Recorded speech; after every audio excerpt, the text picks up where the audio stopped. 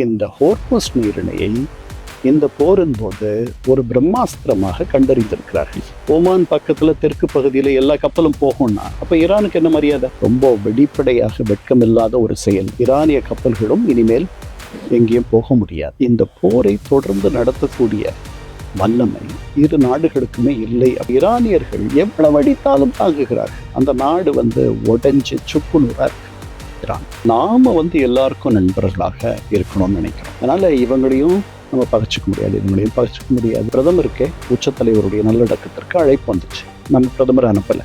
உலகத்தினுடைய ஒரே வல்லரசு அமெரிக்கா இருந்தாலும் கூட அதை வச்சுக்கிட்டு என்ன பண்றது? சமையல் வாயு 2 நாடு இருப்பு தான் நம்ம கிட்ட இருக்கு.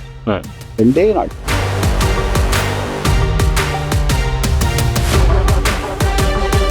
நம்பிக்கை மீடியா நேயர்களுக்கு வணக்கம். உலகத்தில் நடக்கக்கூடிய மிகப்பெரிய அரசியல் நம் வீட்டு இல்லங்களிலும் தொடர்ந்து எதிரொலித்துக் கொண்டே வருகிறது. இந்த போர் முடிவுக்கு வந்துவிட்டது என்றெல்லாம் சொன்னார்கள். ஆனால் தொடர்ந்து அதனுடைய தாக்கம் இங்கு இருந்து கொண்டே இருக்கிறது.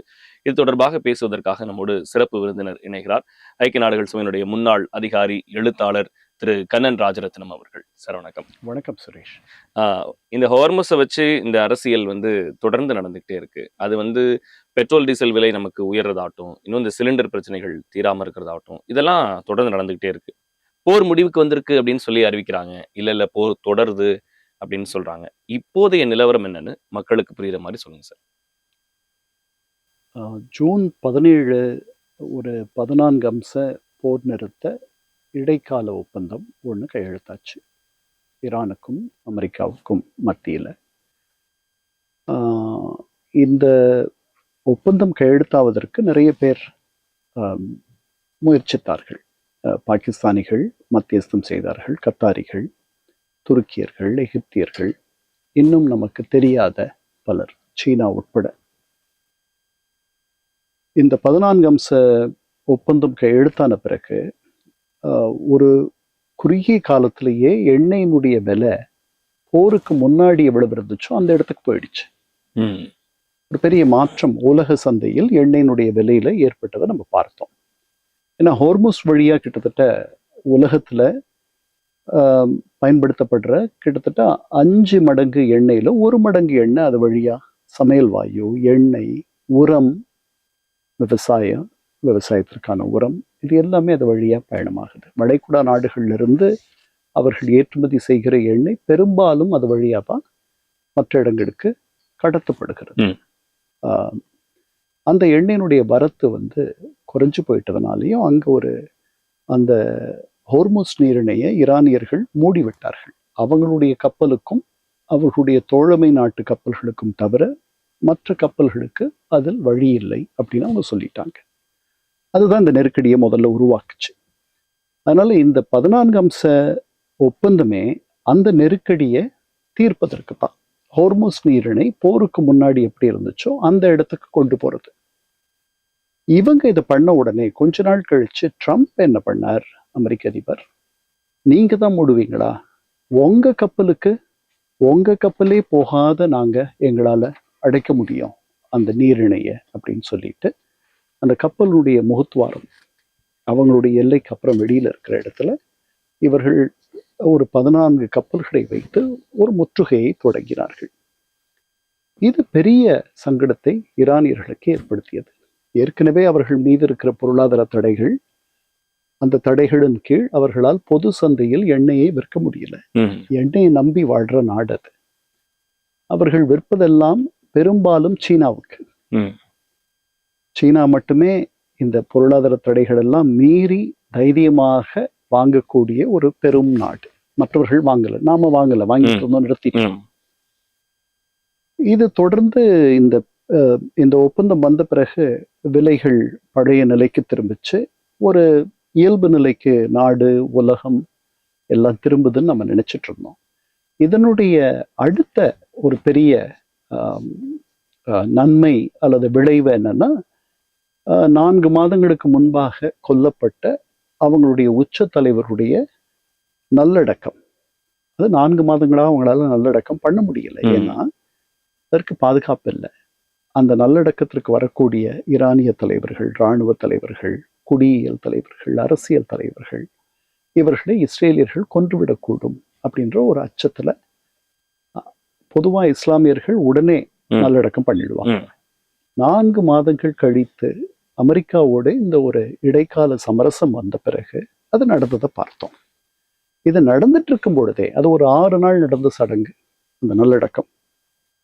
அப்போ ஒரு 3வது 4வது 5வது நாள் அளவில் இந்த ஹோர்முஸ் நீரிணையில பயணப்பட்ட ஒரு 3 வர்த்தக கப்பல்கள், ஒன்று சவுதி அரேபிய கப்பல், இன்னொன்று கத்தாருடைய கப்பல், இன்னொன்று லைபீரிய கொடி தாங்கிய ஒரு கப்பல்.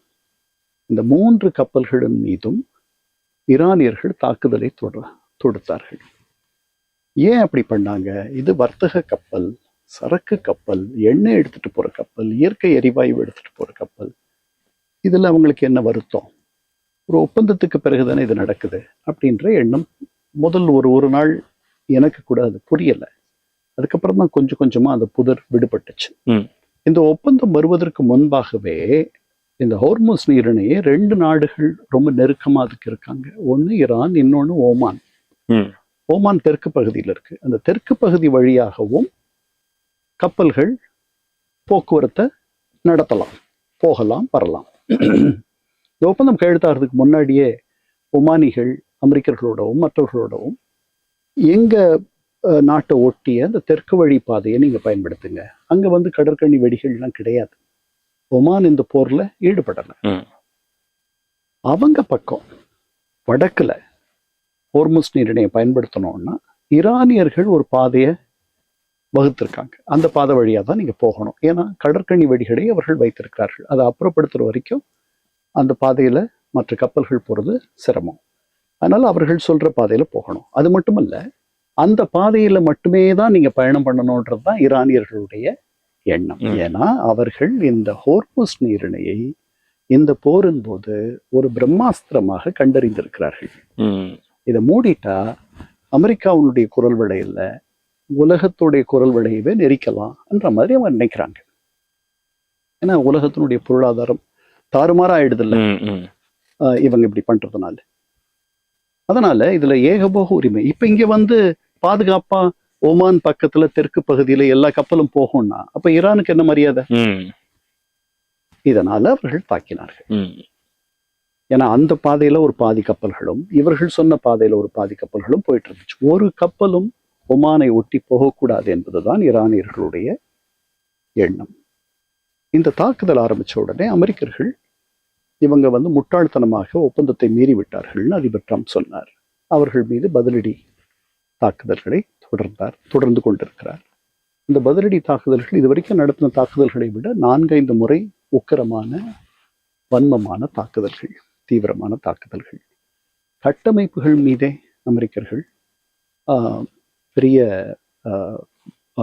வானளவு உயர்ந்திருக்கக்கூடிய தகவல் மையங்கள், பாலங்கள், மேம்பாலங்கள், இதையெல்லாம் கூட குடிநீர் நிலைகள், குடிநீர் தொட்டிகள், சேமிப்பு தொட்டிகள், இது மேலெல்லாம் கூட அவர்கள் குடிநீர் சுத்திகரிக்கும் நிறுவல்கள், இன்ஸ்டலேஷன்ஸ், இதையெல்லாம் கூட அவர்கள் அடிக்கிற அளவுக்கு போயிருக்காங்க. அதனால இதுக்கிடையில நேற்று இவர்கள் இந்த கப்பல்கள் 3 தாக்குனது. அதுக்கப்புறம் சைப்ரஸ் கப்பல் 1 தாக்குனாங்க. 4 கப்பல்கள். இப்ப இன்னும் 2 ஐக்கிய அரபு அமீரகங்கள் கப்பல்கள் 2 தாக்கியிருக்காங்க. அதுக்கப்புறம் பாரேன், ஜோர்டன், குவைத், இந்த நாடுகள் மீதும் அமெரிக்க தளங்கள் மீது தாக்குதல்களை ஈரானியர்கள் செய்து கொண்டு வருகிறார்கள். இந்த ஒரு வாரமா கத்தார் மீது கூட. கத்தாரிகள் இத்தனைக்கும் மத்தியஸ்தம் பண்ற ஒரு நாடு. அதுல வேடிக்கை என்னன்னா 2 நாடுகளை அவங்க இது வரைக்கும் தாக்கல. இப்பதான் அந்த ஒரு நாடு அதுல குறைஞ்சிருச்சு. ஒன்னு சவுதி, இன்னொன்னு ஐக்கிய அரபு அமீரகங்கள். 2 மாதமாக ஈரானியர்கள் அவர்களை விட்டு வைத்திருக்கிறார்கள். மற்ற வளைகுடா நாடுகள், ஜோர்டன் உட்பட, அது வளைகுடாக்கு வெளியில இருக்கு, அது உட்பட தாக்குறவங்க இவங்க 2 பேரை மட்டும் தொடாத வச்சிருக்காங்க. அங்கிருந்து பணம் கைமாறி இருக்கும் அப்படின்ட்டு ஒரு சந்தேகம் இருக்கு. இந்த சந்தேகம் எனக்கும் இருக்கு. ஆனா இன்னைக்கு வந்து ஐக்கிய அரபு அமீரகங்கள் கப்பல் 2 வந்து அவர்கள் தாக்கி விட்டார்கள். அது வந்து பிரேசன், அதாவது ரொம்ப வெளிப்படையாக வெட்கமில்லாத ஒரு செயல் அப்படின்ற அர்த்தத்துல ஐக்கிய அரபு அமீரகம் சொல்லியிருக்கு. இதுதான் இன்றைய நிலவரம். இந்த போர் தொடர்ந்து நடக்கும் அப்படின்னு நான் நினைக்கல. அதாவது இந்த ஒப்பந்தம் முடிஞ்சு போயிடுச்சுன்ட்டு அதிபர் ட்ரம்ப் சொல்லிட்டாரு. இன்னையிலிருந்து எந்த முற்றுகையை அவர் நீக்கினாரோ அந்த முற்றுகையை திரும்ப அவர் கொண்டு வருகிறார். ஈரானிய கப்பல்களும் இனிமேல் எங்கேயும் போக முடியாது. இது இரு முற்றுகை. ஈரானியர்களுடைய முற்றுகை முடக்கம், ஈரானியர்களுக்கு முடக்கம், முற்றுகை அமெரிக்கா. இது பழைய நிலைக்கு போயிடுது. ஜூன் 17 ஒப்பந்தத்துக்கு முன்னாடி ஹோர்முஸ் எப்படி இருந்துச்சோ அந்த இடத்துக்கு இப்ப நம்ம போயிடுறோம். இப்ப திருப்பி வழக்கப்படி நமக்கு சமையல் வாயு, எரிவாயு, எண்ணெய், இது இந்த வரத்தெல்லாம் நமக்கு தாமதப்படும். ஏன்னா இந்த வழி அடப்பட்ட உடனே நாம என்ன பண்ணோம், வெளியில இருந்து தொலைவுல இருந்து வாங்க ஆரம்பிச்சோம். ஒரு 45 நாள் ஆகுது அங்கிருந்து வர்றதுக்கு. மெக்சிகோ, வட அமெரிக்கால இருந்து கொண்டு வரோம், ஆப்பிரிக்கால இருந்து கொண்டு வரோம். இங்க வடகுடா நாட்டில இருந்து வர்றதுக்கு 1 வாரம் ஆகலாம், அங்கிருந்து வர்றதுக்கு 6 வாரம் ஆகுது. போக்குவரத்து செலவு, நேரம், இதெல்லாம் சேர்ந்து எல்லா விலைகளையும் கூட்டிடுது. அதனால இப்படி ஒரு பதட்டமான நிலை திருப்பி இப்படி ஒரு நேற்றெல்லாம் பங்கு சந்தை பெரிய வீழ்ச்சி அமெரிக்காவில். இதெல்லாம் நடந்தாலும் கூட இந்த போரை தொடர்ந்து நடத்தக்கூடிய வல்லமை இரு நாடுகளுக்குமே இல்லை அப்படின்றதுதான் என்னுடைய எண்ணம். அமெரிக்காவுக்கும் இல்லைங்களா சார்? யாருக்கும் கிடையாது. ஏன் இந்த போர் தொடர்றதுல பிரச்சனை? ஆனா தொடர்ந்து அமெரிக்க அதிபர் போடக்கூடிய அந்த அவருடைய ட்வீட்ல அவருடைய போஸ்ட் எல்லாம் பார்க்கும்போது இன்னைக்கு இரவோட ஈரான் காலி அந்த மாதிரியான விஷயங்கள்லாம் அவர் தொடர்ந்து முன்னெடுக்கிறார். இப்போ எங்களுக்கு 20% டாக்ஸ் கட்டுங்க, அப்ப நீங்க கப்பல் எடுத்துட்டு போகலாம் அப்படின்ற மாதிரியான விஷயங்கள் சொல்லப்படுது. இப்ப நீங்க சொல்றது ரொம்ப முக்கியமான ஒரு விஷயமா இருக்கு. இது தொடரக்கூடிய வலிமை இல்லை அப்படின்னு சொல்றீங்க. ஏன் அதெல்லாம்? ஏன்னா பல காரணங்கள் இருக்கு. முதல்ல எந்த நாடும், உலகத்தினுடைய ஒரே வல்லரசு அமெரிக்கா இருந்தாலும் கூட அதை வச்சுக்கிட்டு என்ன பண்றது? ஒரு வல்லரசா இருந்து ஒரு முன்னாள் வல்லரசு தவிச்சு தண்ணி குடிக்கிறது யுக்ரைன்ல பாக்குறோம். 50 சில்லற மாசங்களாக அந்த போர் நடந்துட்டு இருக்கு. அவங்கள மாதிரி 50 மடங்குல 1 மடங்கு இருக்கிற ஒரு குட்டி நாடு அவர்களால வெற்றி கொள்ள முடியல. 50 மாதங்கள் முடிஞ்சிருச்சு. இது ஒரு முன்னாள் வல்லரசு. இதுதான் இன்னைக்கு போரினுடைய நிலை. இன்னைக்கு மனிதர்களும் சண்டையிட வேண்டிய அவசியம் இல்லை. எல்லா நேரமும் எந்திரங்கள் சண்டையிடலாம். ஆளற்ற எந்திரங்கள், கருவிகள், ஆயுதங்கள் சண்டையிடலாம். வானில் உட்கார்ந்த இடத்துல இருந்து உங்கள் படுக்கறையை உள்ளே அடிக்கக்கூடிய ஏவுகணைகள் இருக்கு. அதனால இதை அவ்வளவு எளிதா வெற்றி கொள்ள முடியாது. அவருக்கு இருக்கக்கூடிய அவங்க பெரிய வல்லரசு, அவர்களுக்கு பெரிய இது இந்த போர் அவர்கள் நிறைய நாள் நடத்த முடியும். அதாவது ஃபார் எவர்னு சொன்னார் இல்லையா, எப்போதும் முடிவே இல்லாத ஒரு போரை நடத்தும் வல்லமை யாருக்கும் இல்லை. 2-3 சிக்கல்கள் அவருக்கு இருக்கு. ஒண்ணு, இந்த போர் அவர் தொடங்கும் பொழுதே அதுக்கு பெரிய ஆதரவு அவங்க நாட்டுல இல்லை. அவருடைய ஆதரவு தளத்திலேயே இல்லை. அவர்கள் போர்லாம் வேண்டான்றாங்க. இவர் ஃபார் எவர் வார்ஸ், முடிவில்லாத போர்களை முடிவுக்கு கொண்டு வருவேன்னு சொல்லிட்டு ஆட்சிக்கு வந்தவர். அதுக்கு மாறா இது நடந்துட்டு இருக்கு. ஒண்ணு. 2வது, விலைவாசி எல்லாம் ஏறுது. பெட்ரோல் விலை ஏறுச்சுன்னா மற்ற எல்லாமே ஏறும். அங்க பெட்ரோல் தான் அவர்களுடைய உயிர் மூச்சு. 35 கோடி மக்கள் இருக்கிறார்கள், 30 கோடி வாகனங்கள் இருக்கின்றன. அதனால ஒரு விவசாயிக்கு எப்படி அவர் வைத்திருக்கிற கால்நடைக்கு ஒரு தீங்கு வந்தா அவருக்கு எப்படி கஷ்டமோ, அந்த மாதிரி பெட்ரோல் விலை உயர்ந்துச்சுன்னா அங்க ஆட்சி பண்றவங்களுக்கு அது ஒரு பெரிய சிரமத்தை தரும். அது மற்ற எல்லாத்துலயும் வெளிப்படும். அதனால அதை பண்ண முடியாது. நவம்பர்ல காங்கிரஸ்கான இடைத்தேர்தல் வருது. அதுல அவர் ஆதரவு பெற்றவர்கள் வெல்லணும், இல்லைன்னா அவருடைய ஒளி மங்கிடும். அதனால அப்புறம் இதெல்லாம் கருத்தில் கொண்டு அப்புறம் இந்த ஈரானியர்கள் எவ்வளவு அடித்தாலும் தாங்குகிறார்கள். அதனால இவங்களை எவ்வளவு அடிக்கிறது? அவங்க எல்லாத்துக்கும் தயாரா இருக்கிறாங்க. அவங்க 47 ஆண்டுகளா அதுதானே பண்ணிட்டு இருக்காங்க. எவ்வளவு வலியையும் தாங்கக்கூடியவர்களாக அவர்கள் இருக்கிறார்கள். அவர்களை நீங்க என்ன, அவங்களை அடித்து கொல்லத்தான் வேணும். அதைத்தான் அவர் சொல்றார். காணாத போயிடுவீங்க, ஒரு பெரிய ஒளி மட்டும் தெரியும் நான் போடுற குண்டுல, என்ன நீங்க ஒரு நாகரிகமே மறைந்து விடும். இப்படியெல்லாம் தவிச்சு பதட்டப்பட்டு ஒண்ணு முடியலையே, இவ்வளவு அடிக்கிறோம், வாயவே திறக்க மாட்டோம் அப்படின்ற மாதிரிதான் அவர் பேசுறாரு. அதனால அது அவருடைய பரிதவிப்பு. இந்த பக்கம் பாத்தீங்கன்னா அந்த நாடு உடைஞ்சு சுக்குநூறா இருக்கு ஈரான். 47 ஆண்டுகளாக அவர்கள் ஒரு நல்ல உயர் வாழ்க்கையை வாழ்ந்திருக்கலாம். அது ஒரு பெரிய பாரம்பரியம் மிக்க ஒரு நாடு, வரலாறு பெரிய வரலாறை கொண்ட ஒரு நாடு. அலெக்சாண்டரே அவர்களை வந்து வெற்றி கொள்வதற்காக கிரேக்கத்திலிருந்து வந்து அவர்களை வெற்றி கொண்டதனால் அவனுக்கு மாவீரன் அலெக்சாண்டர் என்று பெயர், அலெக்சாண்டர் தி கிரேட். அப்படிப்பட்ட ஒரு நாடு, மிகப்பெரிய தொன்மையான நாடு.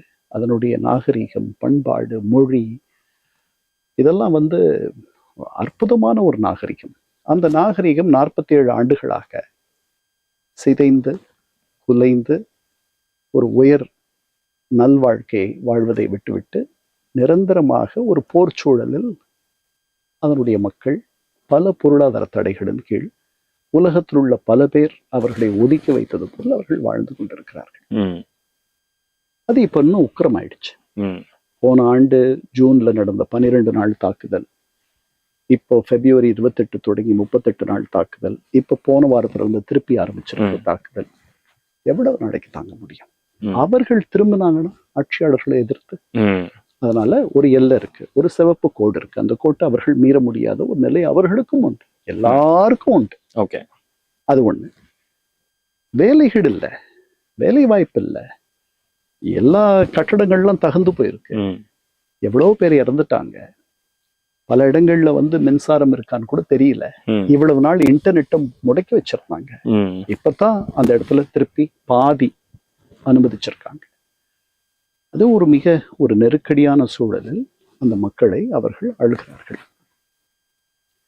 இப்படியே தொடர்ந்து ஆள முடியாது, ஒரு இடத்துல வெடிச்சிடும். அதனால அவர்களும் இறங்கி வரணும். இந்த கொஞ்ச நாள் இறங்கி வந்து ஒரு 2 வார காலம், ஜூன் 17 இருந்து போன வாரம் இது திருப்பி தொடங்குற வரைக்கும் கிடைச்ச, எப்படி நான் வேற, நீங்க படுத்துட்டு இருக்கீங்க, உங்களை ஒரு தலையணை வச்சு உங்க முகத்தை மூடிடுறாரு ஒருத்தர், உங்களால மூச்சு விட முடியுமா? கஷ்டப்படுவீங்க. அப்படித்தான் 47 வருஷமா அவங்க இருக்காங்க. ஒரு 2 வாரம் அந்த தலையணையை ஒருத்தர் எடுத்துட்டார். ஓகே, எவ்வளவு சுகமா இருக்கும். இப்ப திருப்பி தலையணை வந்துருது, அந்த இடத்துல அவங்க இருக்காங்க. அதனால 2 பேராலையும் இதை தொடர்ந்து நடத்த முடியும். இது தவிர மத்தியஸ்தர்கள் அவங்க இது எப்படியாவது உங்க 2 பேரை சேர்த்து வைக்கணும் அப்படின்னு தவிக்கிறாங்க. பெண்ணுடைய குடும்பமும் மாப்பிள்ளையோட குடும்பமும் தவிக்கிறார்கள், பிள்ளைகள் சேர்ந்து வாழணும்ட்டு. அந்த அவங்க எவ்வளவு முடியுமோ அவங்க மனசை கரைக்க பாக்குறாங்க. அதுவும் நடந்து. ஓகே, இதுல இந்தியாவினுடைய நிலைப்பாடு, நம்ம பிரதமர் வந்து இதை எப்படி ஹேண்டில் பண்றாருன்னு ஒரு விஷயம் ரொம்ப கவனிச்சு பார்க்க வேண்டியதா இருக்கு. பெட்ரோல் விலை வந்து கொஞ்சமா உயர்ந்தாலும் கூட நம்ம இங்க இருக்கக்கூடிய பாமர மக்களை வந்து அது வெகுவாவே பாதிக்குது. அது 1 ரூபா 2 ரூபா உயர்ந்தாலும் கூட பெட்ரோல் விலை உயர்ந்துருச்சு. தங்கம் வாங்குறவங்களுக்கு பிரச்சனை வருது. இங்க இருக்கக்கூடிய பொருளாதாரத்துல ஒரு எளிய மக்களுக்கான சிரமம் வந்து அதிகமாகுது. இப்படி இருக்கக்கூடிய நிலையில இந்தியா இந்த விஷயத்துல என்ன மாதிரியான நிலைப்பாட்டுல இருக்கிறாங்க? இப்ப மீண்டும் வந்து இந்த போர் தொடருது அப்படின்னு சொன்னா நமக்கான நெருக்கடிகள் எப்படி, அதை எப்படி இவங்க சமாளிச்சுட்டு இருக்கிறாங்க? இல்ல, நாம வந்து எல்லாருக்கும் நண்பர்களாக இருக்கணும்னு நினைக்கிறோம். நாம நண்பரா இருக்க முடியாத ஒரே நாடு பாகிஸ்தான். கொஞ்சம் சீனாவோட நமக்கு சிக்கல் இருக்கு. நம்முடைய ஒரு 40,000 சதுர கிலோமீட்டர் அவர்கள் ஆக்கிரமிச்சிருக்காங்கன்னு நம்ம நம்புறோம். 62ல அவங்க நம்ம மீது படையெடுத்து வந்தார்கள். நாம விட்டுருந்தோம்னா கல்கத்தா வரைக்கும் வந்திருப்பாங்க. நாம கையறு நிலையில் இருந்தோம், அவர்களே திரும்பி போயிட்டாங்க. அதனால இந்த 2 நாடுகளை தவிர நமக்கு பெரிய பகைவர்கள் அப்படின்ட்டு யாரும் கிடையாது. ஆனா இந்த ஒரு நாட்டு பகையே நமக்கு போறோம். அதுவே வந்து அதை சமாளிக்கிறதுக்கே நமக்கு ஒரு ஒரு ஒரு வாழ்நாள் தேவைப்படும். அதனால நமக்கு ஈரான் வந்து ஒரு நட்பு நாடு. அமெரிக்கா கிளின்டன் வந்த பிறகு நமக்கு ஒரு பெரிய நேச நாடு. அதனுடைய தொழில்நுட்பம், அதனுடைய வளம், அதனுடைய செழுமை, வளமை, அங்கு வாழும் இந்தியர்களுடைய நலன், இந்த 2 நாடுகளும் ஜனநாயக நாடுகள், இந்த மாதிரி பல ஒற்றுமைகள் இருப்பதனால் அமெரிக்கர்களையும் நாம் ரொம்ப நேசமா வைக்கணும்னு நம்ம நினைக்கிறோம். ஈரான் நம்ம அண்டை நாடு, பக்கத்து நாடு இல்லை, இடையில நாடுகள் இருக்கு. அதோட நமக்கு கலாச்சார பண்பாட்டு ரீதியான வரலாற்று ரீதியான நம்மை ஆண்ட பல பேர் அந்த பாஷையில தான் நம்மளை ஆண்டாங்க. நம்மை ஆண்ட முகாலயர்கள் பாரசீக மொழியில் ஆண்டார்கள். அவர்கள் பாரசீகர்கள் கிடையாது, அவர்கள் மத்திய ஆசியாவிலிருந்து வந்தவர்கள், உஸ்பெகிஸ்தான்ல இருந்து வந்தவர்கள். ஆனால் அவர்கள் கை கொண்டது பாரசீக மொழி. நீங்க சொல்ற பட்டா, கெஸ்து, இது எல்லாமே பாரசீக, தாலுக் எல்லாமே பாரசீக மொழி. ஓகே. சிபாரிசு ம். சொல்றோம்ல, ம். அது செர்ஃபரீஷ் அப்படின்ற பாரசீக வார்த்தையினுடைய திரிபு. ஓகே. தயார் அரசியல். ம். அதனால அவர்கள் நம்மை ஆண்டவர்கள் அந்த மொழியை பயன்படுத்தினார்கள். அது ஒரு ரொம்ப தொன்மையான மொழி. அவர்களோடு நமக்கு ஒரு நல்ல உறவு தொடர்ந்து இருக்கு. இஸ்லாமிய புரட்சி அரசு அங்க ஒரு 47 ஆண்டுகளுக்கு முன்னாடி கொமேனி தலைமையில வந்த பிறகு கூட நமக்கு அவர்களோட ஒரு நல்ல உறவு இருக்கு. நமக்கு நிறைய ஒரு 10% ஷியா இஸ்லாமியர் இங்க இருக்காங்க. அவர்கள் இங்க சென்னையில நீங்க பார்ப்பீங்க, போரா முஸ்லிம்ஸ் பார்ப்பீங்க. அவர்களெல்லாம் வளமாக இருக்கிறார்கள், பாதுகாப்பாக வாழ்கிறார்கள். குஜராத்ல நிறைய பேர் இருக்காங்க. ஈரானுடைய உச்ச தலைவர்களுடைய தனி தூதர் ஒருவரே டெல்லியில் வாசம் செய்கிறார். இது வேற நாடுகளுக்கு அவங்க அந்த மாதிரி அனுப்பியிருக்காங்களான்னு தெரியாது. ம். அதனால நமக்கு நல்ல உறவு இருக்கு. ஆனா இந்த 2 பேரும் நம்ம நட்பா வச்சுக்கணும்னு நினைக்கிற 2 பேரும் மிகப்பெரிய சண்டையில இருக்காங்க. ம். அதனால இவங்களையும் நம்ம பகைச்சிக்க முடியாது, இவங்களையும் பகைச்சிக்க முடியாது, இவங்களையும் ரொம்ப நெருக்கமா வச்சுக்க முடியாது. இப்படி இருக்கு. அதனால இதுக்கு முன்னாடி நம்ம எண்ணம் வாங்கிட்டு இருந்தோம். முதல் முறை அதிபர் ட்ரம்ப் ஆட்சிக்கு வந்த உடனே 2016 ஆட்சிக்கு வரார். 2019 அவருடைய அழுத்தத்தின் காரணமாக நம்ம அங்கிருந்து எண்ணெய் வாங்குறதை விட்டுட்டோம். ம். இப்பவும் கூட நம்முடைய பிரதமருக்கே உச்ச தலைவருடைய நல்லடக்கத்திற்கு அழைப்பு வந்துச்சு. நம்ம பிரதமர் அனுப்பல, போகல. பெரிய அளவுல வெளியுறவு அமைச்சர் கூட நம்ம அனுப்பல. ம். நம்ம பீகாரினுடைய ஆளுநர் தான் அனுப்பணும், துணை வெளியுறவு அமைச்சர் அனுப்பணும். அது ஒரு குறைஞ்ச அளவுல அமெரிக்கர்களை நாம எரிச்சல் ஊட்டிடக்கூடாதுன்றதுல ஒரு கவனமா நம்ம இருந்தோம். ம். இதெல்லாம் ஈரானியர்களுக்கு புரிகிறது. ஓகே. நாம பேச்சுவார்த்தைகள் மட்டுமே தீர்வுன்னு சொல்றோம். எல்லாருமே அப்படித்தான் சொல்லுவாங்க. பேசி தீர்த்துக்குங்கப்பா அப்படின்னு தான் நம்ம வீட்டுல இருக்க பெரியவர்களே சொல்லுவாங்க. அதைத்தான் நம்ம சொல்றோம். நம்ம கையில பெருசா இந்த பந்து நம்ம கிட்ட இல்லை. நாம ஒரு பார்வையாளர் தான்.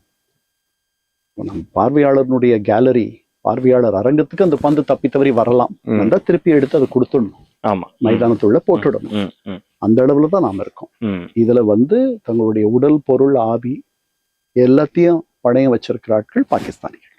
நம்ம அந்த வேலைக்கு போகல. அவங்களோட நமக்கு போட்டி இல்லை. அவர்கள் தீர்த்து வைத்தால், மத்தியஸ்தம் செய்து ஒரு நல்ல முடிவு வந்துச்சுன்னா எல்லாருக்கும் மகிழ்ச்சி, நமக்கும் மகிழ்ச்சி. அதனால அவர்களுக்கு ஒரு பெரிய இடம் கிடைக்குமானால் வரலாற்றில், அதுல நமக்கு ஒண்ணும் வருத்தம் இல்லை. நம்முடைய சிக்கல் என்னன்னா, போன தடவை இந்த பிரச்சனை முதல்ல வந்தபோது நாம இங்க பெட்ரோல் பங்குகளில் ஒரு முதல் 3 நாள் நம்ம பார்த்தோம். எப்படி கூட்டமும் மக்கள் அலைமோதுவதும் இதெல்லாம் பார்த்தோம். சமையல் வாயு பார்த்தோம். 6-7 முறை விலை ஏற்றத்தை பார்த்திருக்கோம். இதுக்கெல்லாம் நம்ம பழகிக்கணும். இந்த போர் நிக்கலை. ஓகே.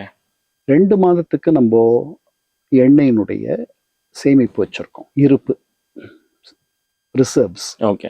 அது தொடர்ந்து 2 மாசத்துக்கும் ஒரு 2 மாதம் காலி ஆச்சுன்னா உடனே அதை 10 நாளைக்கு வந்துருச்சு. ஓகே. கொஞ்ச நாள் முன்னாடி நம்ம நிரப்பியிருப்போம்னு நம்புறேன். எனக்கு அதை பத்தி தெரியல. ஓகே.